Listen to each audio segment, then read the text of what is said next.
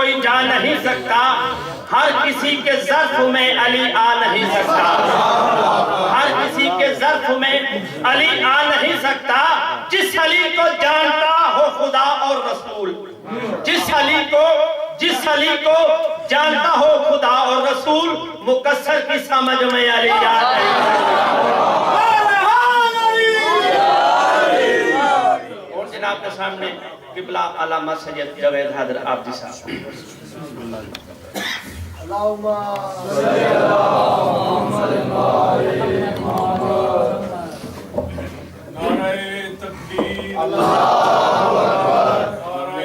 رسالت، آواز بلند یک زبان، نعرہ حیدری، نعرہ حیدری، حسینیت، یزیدیت، برائے خوشنودی محمد و آل محمد صلوات اللہم صلی اللہ محمد و آل محمد۔ صحت و سلامتی سرکار حضرت علامہ بلند تر صلوات اللہم صلی اللہ محمد و آل محمد۔ لا حول ولا قوة إلا بالله العلي العظيم۔ بسم الله الرحمن الرحيم۔ الحمد لله الذي هدانا لهذا وما كنا لنهتدي لولا أن هدانا الله۔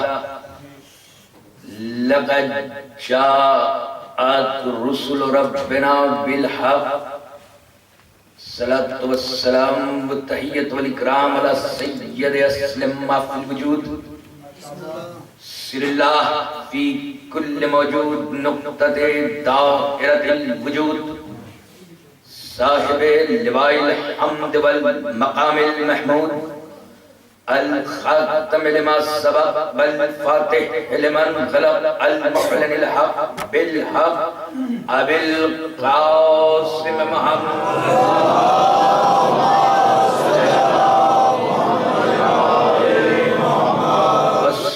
والسلام علی یاسر الدین والایمان باب الامن والامان، کلمۃ الرحمن کسر الاسنام والاوسان، السابق بالاحسان والشاہد بالایمان، مصداق مرج البحرین یلتقیان، الامام المظفر والشجاع الغضنفر، قاسم الطوبہ والصقر، ابی شبیر مشبر، حامل الباب الخیبر والساقی حزن الکوثر، الذي سمته أمه حیدر، وعلى آل الطيبين الطاهرين المعصومين المظلومين المنتجبين المنتخبين، ولعنة الله على أعدائهم من يومنا هذا إلى يوم الدين۔ أما بعد فقد قال الله سبحانه وتعالى في الكتاب الحكيم، بسم الله الرحمن الرحيم، قد جاءكم من الله نور وكتاب مبين، صلوات بھیجے محمد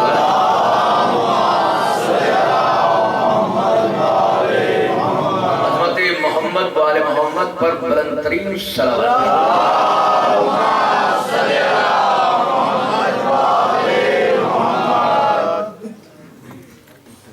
اس مقدس اور مقبول امام بارگاہ میں ارباب دانش و اہل علم حضرات، جس عقیدت اور احترام سے ہمارے موضوع کتاب حق اور امام حق کو شرف سماعت عطا کر رہے ہیں، میں اس کا شکر گزار ہوں، اور آغاز مجلس میں ہی دعا گو ہوں کہ جتنے مومنین، جتنے مومنات، جتنے میرے بھائی علماء، ذاکرین، خطبہ، حاضرین، منتظمین، جو تمنائیں لے کر اس فرش عزا پر آ رہے ہیں، ان کی ایک ایک دعا باب استجابت تک پہنچے۔ کربلا کے شہیدوں اور شام کے اسیروں کے صدقے میں خالق نے کوئی غم نہ دے سوائے اہل بیت اطہار کے غم کے۔ عزیزان محترم، فرمائش کیونکہ گزشتہ برس جو ہم نے عشرہ خطاب کیا تھا، مجالس خطاب کی تھی، اس میں کوئی ایک بھی جنگ جو مولا کی تھی اس کو خطاب کرنے کا وقت ہی نہیں ملا، اور اس بار آیا ہوں تو پہلے دن سے ہی فرمائش ہو رہی ہے، اور ایک صاحب نے تو بہت پیارے انداز میں فرمائش کی کہ ہم پنجابی لوگ ہیں، لڑنے والی بات زیادہ پسند ہے۔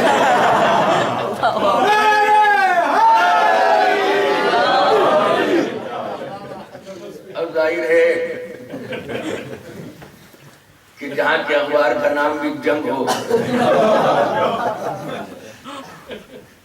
تو مزاج بھی جنگی ہو جائے گا۔ میں ذرا سی توحیدی منزلوں سے گزر کر آپ کی سماعتوں کی تشنہ لبی کو بجھانے کی کوشش کروں گا، مگر کیا کروں کہ یہ ولایت کی پیاس اتنی ہوتی ہے اور ایسی ہوتی ہے کہ منبر پر بیٹھ کر خطیب کتنا ہی ساقی بن کر جام پہ جام پلائے، پینے والوں کی پیاس بجھتی نہیں اور بھڑکتی چلی جاتی ہے۔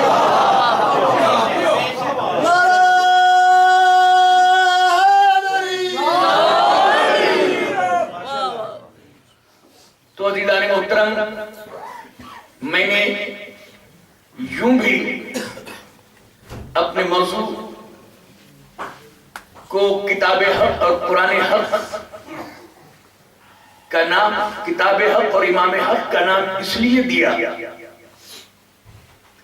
کیونکہ وہ جس کی زبان پر وحی کے پہرے لگے ہیں اس نے بھی قرآن کو امت کے حوالے نہیں کیا، بلکہ فرمایا القرآن مع علی، وہ علی مع القرآن، قرآن علی کے ساتھ ہے اور علی قرآن کے ساتھ ہے۔ اتنا ہی کہہ دینا کافی تھا کہ علی قرآن کے ساتھ ہے تو خود بخود سمجھ میں آ جاتا کہ جب علی قرآن کے ساتھ ہے تو قرآن بھی علی کے ساتھ ہے، مگر جہاں حدیث ملتی ہے وہ دو فقرے ایک ساتھ ملتے ہیں کہ القرآن مع علی، وہ علی مع القرآن، قرآن علی کے ساتھ ہے اور علی قرآن کے ساتھ ہے۔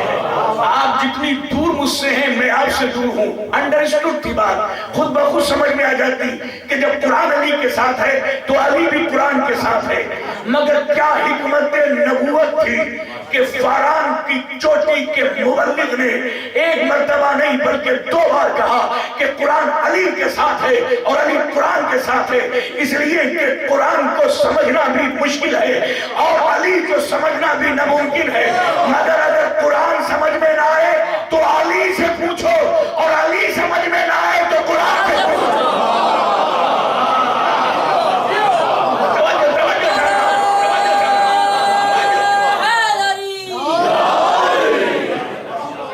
اسی لیے شاعر نے 4 مصرع قیامت کے کہے کہ دل اصحاب میں، ابھی سبشہ صاحب کہہ رہے تھے کہ اصحاب میں اور علی میں کیا فرق ہے، ذرا ہمیں یہ تو بیان کریں۔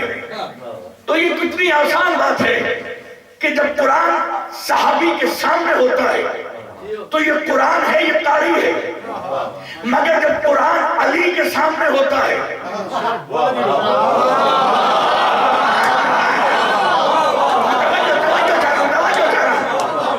قرآن جب صحابی کے سامنے ہوتا ہے تو قاری ہے صحابی، یہ قرآن قرآن ہے، مگر جب قرآن علی کے سامنے ہوتا ہے تو مولانا مرحوم افسر عباس نے کہا کہ دل اس کا عقیدت کی طرف بڑھتا تھا، قرآن کا ادھر عقیدت، دل اس کا پتہ چلا آپ ہی علی سے عقیدت نہیں رکھتے بلکہ قرآن بھی عقیدت رکھتا ہے، دل اس کا عقیدت کی طرف بڑھتا تھا اور جوش عقیدت کا اسے چلتا تھا۔ جب سامنے ہوتا تھا علی کے قرآن معلوم نہیں کون کسے پڑھتا تھا.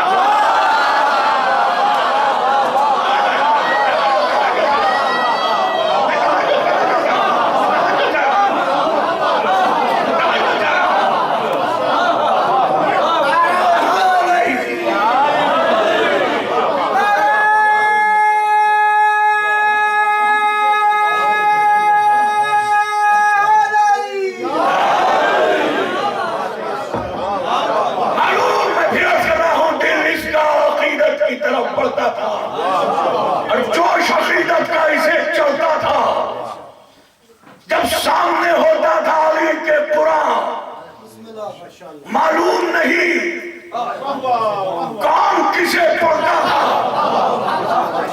اس لیے کہ صحابیوں میں، اب میں کیا کہوں، موضوع آج خود ہی آپ نے دے دیا. صحابیوں میں اور علی میں فرق یہ ہے کہ ہمارے ساتھ صحابیوں کی بھی قرآن نشاندہی کرتا ہے کہ واللہ اخرجکم من بطون امہاتکم لا تعلمون شیئا وجعل لکم صلوات بھیجے محمد والے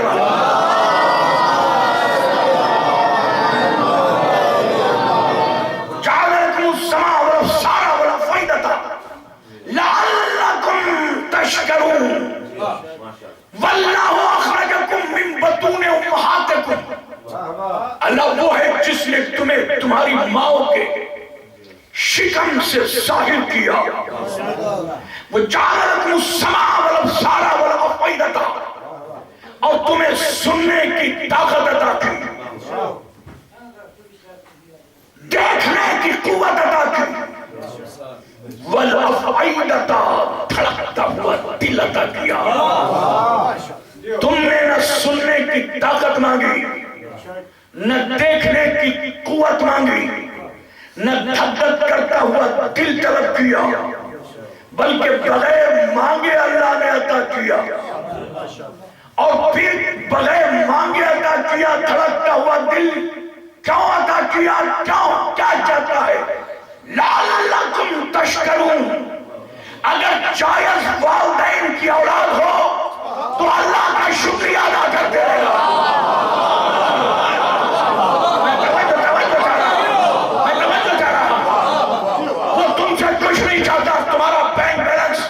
اسے نہیں چاہیے تمہاری جاگیریں، اسے نہیں چاہیے تمہارے دولت کے خزانے، اسے نہیں چاہیے.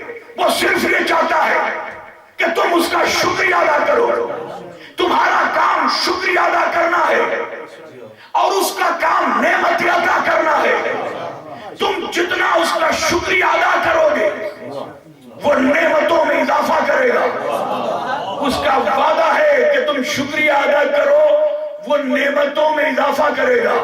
جیسے جیسے تمہارا شکر بڑھتا چلا جائے گا ویسے ویسے اس کی نعمتوں میں اضافہ ہوتا چلا جائے گا. مگر تم زمین پہ ہو اور اللہ نے کہا رزقکم فی السماء، تمہارا سارا رزق اللہ نے آسمان پہ رکھا ہے. تم زمین پہ ہو، تمہارا شکریہ زمین پہ ہوتا ہے. اس کا عطا، اس کی نعمت عرش سے آتی ہے. تم زمین پہ بیٹھ کے شکریہ ادا کرتے ہو. کہاں بیٹھے ہو؟ میں تو لے بھی گیا اپنے موضوع کو. تم زمین پہ بیٹھ کے شکریہ ادا کرتے ہو. اس کی نعمتیں رزقکم فی السماء، اس کی نعمتیں آسمان سے نیچے آتی ہیں. یعنی آدم سے لے کر عیسیٰ تک اور عیسیٰ سے لے کر صحابیوں تک سارے زمین پہ بیٹھ کے شکریہ ادا کرتے ہیں. ہم بھی مصلی پہ بیٹھ کے شکریہ ادا کرتے ہیں. ہم بھی مسجدوں میں جا کے شکریہ ادا کرتے ہیں. ہمارے لیے نعمتیں عرش سے زمین پہ آتی ہیں. کائنات میں ساری آسمان کی نگاہوں نے ایک ہی دروازہ دیکھا ہے کہ جہاں پہ شکریہ عرش سے آتا ہے، نعمتیں زمین سے آتا ہے.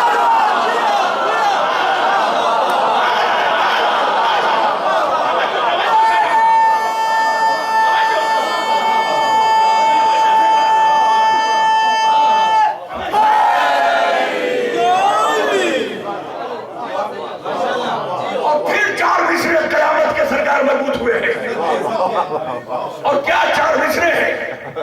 کبھی کبھی ہمارے تمہارے یہاں تانا دینے کے لیے کہا جاتا ہے ماں ان کی کیا بساط ہے ہمارے سامنے، ہمارے اجداد کے ٹکڑوں پہ پلے ہیں.